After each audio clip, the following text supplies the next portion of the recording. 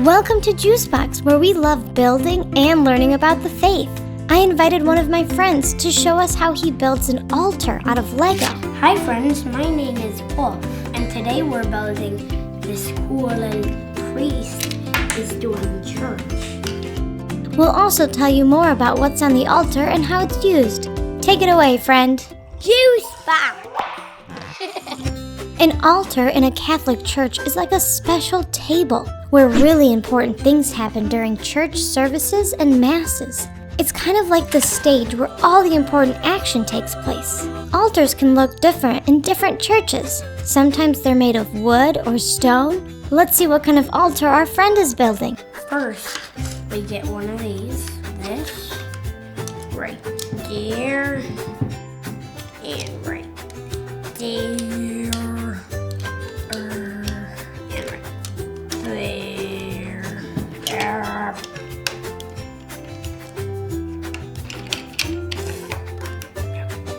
Hey, okay, there's the bread. And this is the golden plate. And we'll get the bread out of the golden plate. There are actually two important golden dishes on the altar that have a similar job. One is the paten. That one looks like a golden plate. The other is the ciborium. That one looks more like a bowl. Both the paten and the ciborium are used to protect the consecrated hosts, called the Eucharist. Because the hosts have become the real body of Jesus Christ, it needs a special vessel to be placed in. And you might see at church a book, and that's a Bible. And the Bibles tell the story of Jesus' life.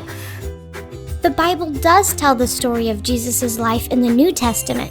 During Mass, we also read from the Old Testament and from the Psalms. Those are from a time before Jesus, but if you listen closely, it gives us clues about what Jesus would be like. You might also see a big book on the altar called the Roman Missal.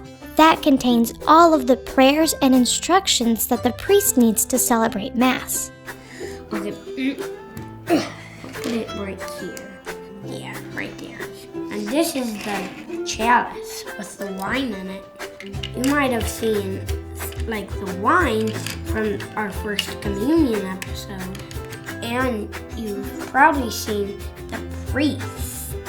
You'll see him holding the bread. During Mass, the priest does something very special with the bread and the wine in the chalice. He turns them into Jesus' body and blood with the help of God. It's the most important part of Mass. When he lifts it up, that's when it happens. So make sure you're paying attention or else you might miss it. Hey, you piece. Okay, there's the priest and then the cross. Okay, right here. And right here. Oh. And then one, two. Push it in.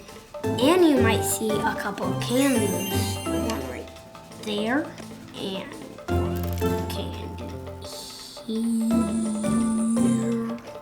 Besides just providing light, the candles also have a special meaning. Jesus is often called the light of the world. So when you look at the candles up at the altar, you can be reminded of Jesus, who is always guiding us and making everything in our life brighter. And there we go, my Juicebox friends. There we have it. And you could try to build one of these on your own. Maybe if you have your own Legos. Wow, that looks great. I hope you all have fun building your own altars at home. And the next time you're at church, try to find all the items on the altar that we talked about that the priest uses. It can be like a fun game of I Spy. Well, until next time, builders. Thanks for watching. Smash that subscribe button.